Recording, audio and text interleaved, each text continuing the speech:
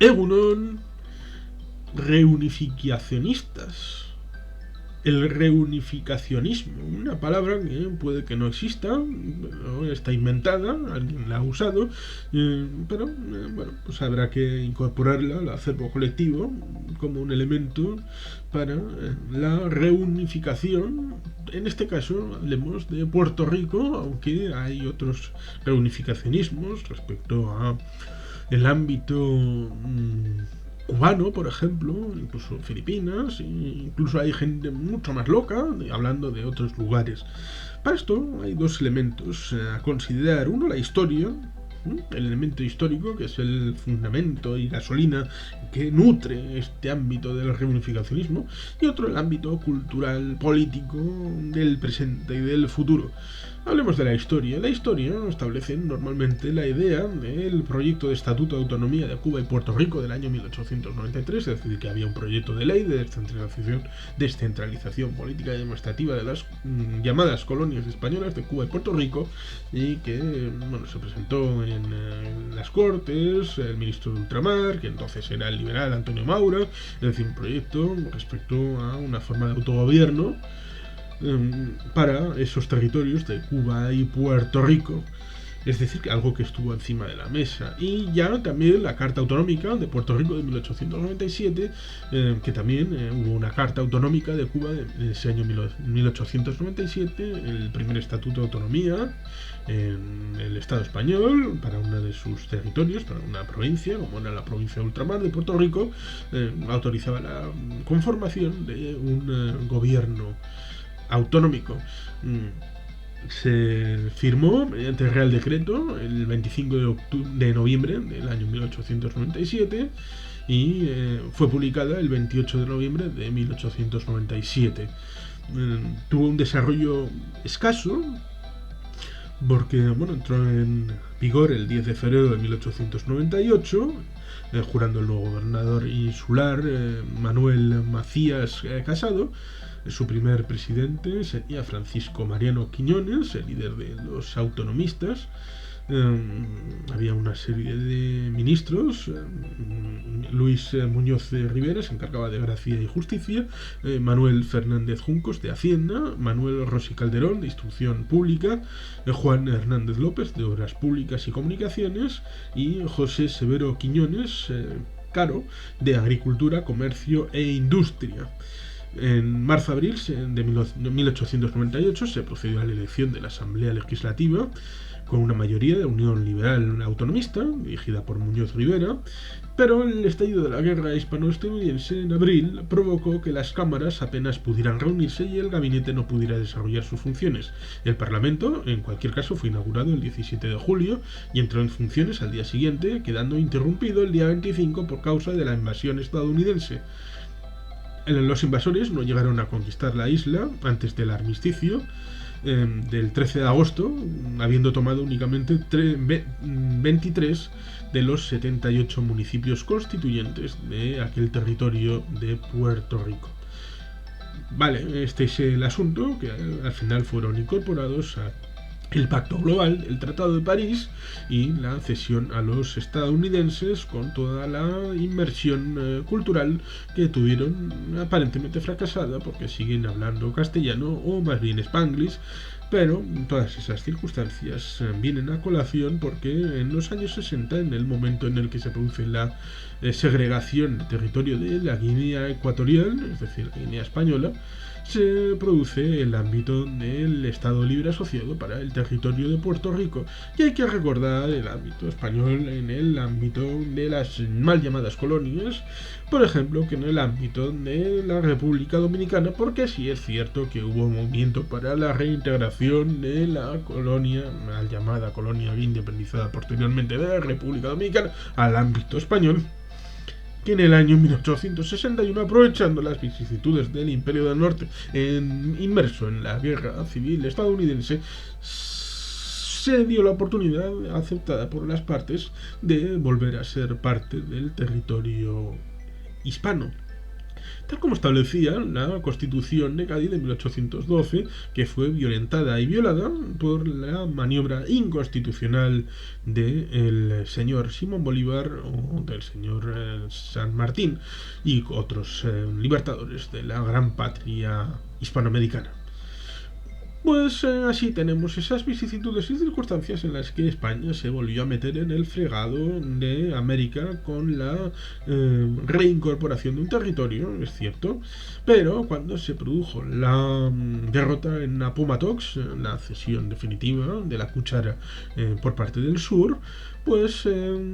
ya como había una serie de convulsiones internas dentro de la República Dominicana, los españoles dijeron, o vosotros estáis mayoritariamente de acuerdo, yo no me voy a meter en líos ahí porque bastantes líos tengo en casa. Así que ustedes hagan lo que quieran, pero a mí no me metan en sus líos. Y se volvió a ir y la independizó de facto otra vez. Es decir, abandonó a los dominicanos y saliendo por patas. ¿Qué pasó después? Pues posteriormente pasó lo de Cuba, Filipinas y Puerto Rico, que España desapareció definitivamente de las Américas, sobre todo por la irrupción del imperio estadounidense con su vocación de proyección global, y después, un poquito después, producirán la independencia de Panamá en el año 1903, con la consiguiente vocación terminada en agosto del 14 de establecer un canal navegable interoceánico entre ambos lados del continente, es decir, entre el Atlántico y el Pacífico. Y posteriormente tenemos los casos para el Estado español del Sáhara y de la Guinea española. El caso del Sáhara es sangrante. Por lo cual hablemos del caso de la Guinea española, que en los años 60 se estableció como idea la descolonización para tratar de pasar a ser un territorio como el resto del Estado español, con su autonomía, su autogobierno, para tratar de salir de la lista de descolonización de Naciones Unidas. Pero ese estatuto de autonomía, que duró prácticamente durante 8 años, durante los años 60, pues no fue suficiente y hubo que acceder a la independencia, al territorio, con todo lo que sucedió con el presidente Macías y el tema aquel de el presunto genocidio, el desplazar fuera a las poblaciones hispanas, que se llevaron prácticamente hasta los muertos, con una operación bastante ocultada para el futuro del territorio hispano, aquella operación militar de desalojo y evacuación de la población, sí, en cierta medida originaria, hispana, blanca, europea, de los territorios recién independizados el 12 de octubre del 1968, sobre todo teniendo en cuenta una parte importante, como es que paralelamente al establecimiento del Estado Libre Asociado en el ámbito de Puerto Rico, los habitantes de la isla de Bioko, es decir, el pueblo Bubi, que es completamente distinto del territorio continental, porque es una zona tanto isleña como continental, el territorio de la Guinea española, la Guinea ecuatorial, que fue en parte descubierto y reconocido por el vitoriano Manuel de Iradier, allá por el siglo XIX, que tiene una calle y el Iradier Arena en Vitoria-Gasteiz, localidad de origen. Pues en la isla de Bioko, los bubis les dijeron a los españoles: por favor, segregadnos, mantener el dominio sobre la isla como Estado libre asociado, a semejanza de lo que hacen los de Puerto Rico con respecto a los Estados Unidos, es decir, una fórmula que en principio debería de ser aceptada por el ámbito de Naciones Unidas, sobre todo por la vocación explícita de que seguimos teniendo ganas de estar con los españoles porque tenemos miedo de lo que nos puedan hacer la etnia continental, que será mayoritaria y dominará el nuevo país.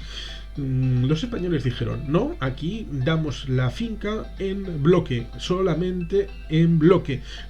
toda o nada. Y como el ámbito internacional hablaba de descolonización y sacar los pies de las potencias europeas del territorio africano,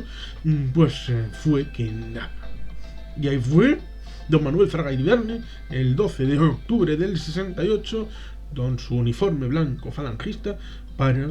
proclamar la independencia de ese país, al que se le suponía que podría tener una cierta vinculación con la hispanidad a futuro, pero no se dieron cuenta de que la relación pasada con respecto a la hispanidad había sido muy pobre y más bien en relación contraria de extrañamiento mutuo, y por lo tanto era absolutamente impensable, más allá del elemento discursivo, que hubiera una relación fraterna entre los dos territorios. Y lo que pasó era lo que tenía que pasar, que es que acabaron siendo la picota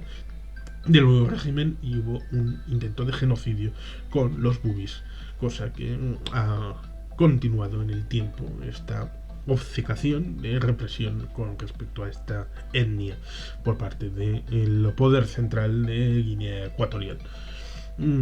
Y es curioso porque posteriormente el dictador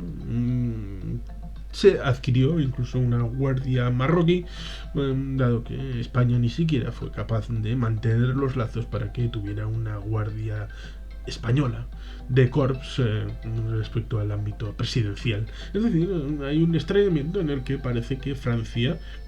tiene mayor peso y Marruecos tiene mayor peso y penetración en una antigua colonia, antiguo territorio español. ¿Por qué todo esto? Pues porque lo importante a la hora de reaccionar con el ámbito del reunificacionismo en el tema de Puerto Rico está en el ámbito político institucional de realidad. Hoy, no tanto en el pasado y la vicisitud que hubo en el siglo XIX y en el siglo XX respecto a la españolidad vinculada a el Puerto Rico del presente. Porque claro, el asunto estriba fundamentalmente en el que actualmente tienen más bien la vocación de ser una estatalidad dentro del ámbito de los Estados Unidos. La vocación es distinta de cualquier opción de reunificación del ámbito político institucional y jerárquico en el ámbito jurídico político del ámbito territorial de Puerto Rico. Porque lo importante no solamente es la vocación de yo quiero que Puerto Rico vuelva a ser una comunidad autónoma dentro del Estado español. Bien, fantástico, noble propósito. Pero eso cómo se delimita en el ámbito jurídico, político e institucional del presente. 1. En el ámbito de la segregación de Puerto Rico del ámbito territorial de los Estados Unidos. Y 2. Para su incorporación en el ámbito europeo del Reino de España. Porque son los dos ámbitos, la segregación del lugar en el que está y la incorporación en el territorio al que se quiera incorporar. Y esos dos ámbitos están absolutamente negados porque no hay ninguna mayoría que establezca una vocación sostenida en el tiempo respecto a la segregación de Puerto Rico del ámbito territorial de los Estados Unidos. Sí para cambiar el estatus, pero para una mayor integración con el ámbito estadounidense. Esa es la vocación expresada en los diferentes referéndums que se han establecido, que ya son varios, probablemente el último creo que fue en 2018 y otro en 2012, en cuyo caso dijo que el presidente Obama dijo que tenían derecho a la autodeterminación el pueblo de Puerto Rico, y no la ejercieron, sino para tener una mayor vinculación más estrecha y más perfecta con la Unión Americana. ¿Puede haber una mayoría a futuro que quiera reunificarse con el territorio del Estado español? Puede ser. Pero ¿cuál es el pecadillo de juventud de este reunificacionismo? Sobre todo en el ámbito hispano, con cierta persona, en el ámbito andaluz, que hace vídeos en un canal de YouTube de reunificacionistas. Pues el problema fundamental es que esta persona tenía odio cerval respecto a las autonomías de Cataluña y País Vasco, históricas, pero no históricas por tener historias, sino por una historia de reivindicación política y práctica respecto a la forma de autogobernarse y autogestionarse, sobre todo en el ámbito vasco, ligado a la foralidad histórica y tradicional actualmente confrontada, por ejemplo, con la realidad del sistema de concierto y convenio como una realidad de autoorganización propia. Pues para confrontar con esta realidad quieren incorporar a la forma de autogobierno de la isla de Puerto Rico para tratar de usarla como ariete contra vascos y catalanes, lo cual es curioso porque lleva una forma de esquizofrenia interna, porque a la vez trata de conjugar dos historias que son completamente distintas y que fueron producto del choque de trenes en el siglo XIX en las Españas. Sí, las Españas, porque hasta el siglo XIX era en plural. ¿Por qué digo esto? Pues por el hecho de tratar de vincular el jacobinismo centralista, unitarista francés, de raíz antiforal y antiespañola, que cristaliza en la Constitución de Cádiz de 1812, es decir, una forma jacobina y centralista como es la que se estableció la dictadura del franquismo y que fue el corpus ideológico que ha llevado al estado actual de cosas, del café para todos, por ejemplo, de gentes que no querían autogobierno y que se les impuso por la fuerza de los hechos. Y claro, el pasado foral, no solamente foral en el ámbito vasco de las cuatro hermanas del norte, sino también en el ámbito de la corona catalano-aragonesa, es decir, el Principado de Cataluña, Aragón, Valencia y Baleares, y otros territorios que también tuvieron cerca algún tipo de fueros, si bien no tan concretos y tan desarrollados como los territorios citados en el ámbito de Araba, Vizcaya, Guipúzcoa y Navarra, y en el ámbito de Aragón, el Principado, Cataluña, Valencia y Baleares. Esa realidad foral de las Españas sería un encaje perfecto para incorporar a quien quiera, es decir, si quiere Puerto Rico, si quiere Cuba, si quiere Filipinas, si quiere Guinea Ecuatorial, si quiere el Sáhara y si quiere cualquier otro territorio que quiera participar de la unión de las Españas, una monarquía de unidad constitucional de las diferentes realidades forales. Un poco como denuncia el ese extrañamiento en españoles que no pudieron serlo, mi amigo Fabo, que también está referenciado en este canal. Ese libro que la gente suele olvidar y que yo he leído y que recomiendo vivamente porque ese extrañamiento de las dos partes es fundamental para entender por qué el reunificacionismo está condenado a la derrota. Más allá del voluntarismo, y seguro que le echan mucho y muchas ganas y mucha emoción y mucho amor, por el hecho de que está vinculando dos cosas que no tienen nada que ver y que fueron el choque de trenes en el siglo XIX para provocar, por ejemplo, 3 guerras carlistas, que es el ámbito del jacobinismo francés unitarista, que es el que trata de combatir los hechos diferenciales del País Vasco, de Cataluña y a menor medida pues, de otros territorios como Galicia, y el ámbito de las Españas tradicional e histórico de España, como es el ámbito anterior a los decretos de nueva planta y sobre todo y ante todo el ámbito de la Constitución de Cádiz de 1812. Toda esa forma de unificación en la que debía haber un solo pueblo, una sola ley, una sola administración, un solo rey y, como suele ser habitual, eso me recuerda mucho a Ein Volk, ein Reich, ein Führer, que no sé en qué parte del mundo pasó, pero había un tipo de bigotito, un tipo Heil, y bueno, pues estas cosas que van en contra de la diversidad, porque la realidad es diversa y trata de construir una realidad alterna sobre las nubes, un poco como la ciudad de San Agustín, aquella de Ciudad de las Nubes, que trata de posarse sobre la realidad y transformarla, esa realidad idealizada, y acabar siendo la realidad aplastada debajo. Transformar la realidad de lo que hay a lo que debería ser, aunque sea por forceps y con la fuerza. Y esas cosas no pueden ser. Hay que reconocer las cosas como son, del ámbito personal, particular, colectivo. El hombre se puede tratar de buscar nuevos horizontes, de convencer, un poco a diferencia de lo que la diferencia que dijo Unamuno en aquel famoso discurso del final del 36 en la Universidad de Salamanca de venceréis pero no convenceréis, porque para convencer hay que persuadir, y para persuadir hay que tener relato, hay que tener información y hay que tener pasión para llevar al corazón y la mente de las gentes. Este último es añadido mío, pero es importante el asunto de tratar de convencer y de persuadir, porque por la fuerza no puedes conseguir nada perdurable y duradero más allá de lo que logre la punta de tu fusil, si es una cita a Mao Zedong. Y además, porque el movimiento reunificacionista tiene como base sustancial principios como los siguientes. Esta es su ideología: reunificación de Puerto Rico con España en forma de comunidad autónoma. Vale, bueno, pues si quieren, de acuerdo. Recuperación del Estado o Carta Autonómica de Puerto Rico de 1897, su modificación y actualización para adaptarlo a la legislación actual española y ser votado por los puertorriqueños. Un tema importante, la gente tiene que votar, es un modelo de convivencia. Modelo autonómico similar al de las Islas Canarias. Aquí es donde también entramos en un elemento importante porque es de choque. Como diría mi amigo Jorge Dorta en su libro 2010 Canarias con futuro, que merece ser leído por todo el mundo y tiene una reseña en este canal. Canarias, con su REF establecido en el año 1972, franquista, que va en contra de la libertad de puertos francos del siglo XIX, que eso sí era muy importante para el futuro y progreso de Canarias.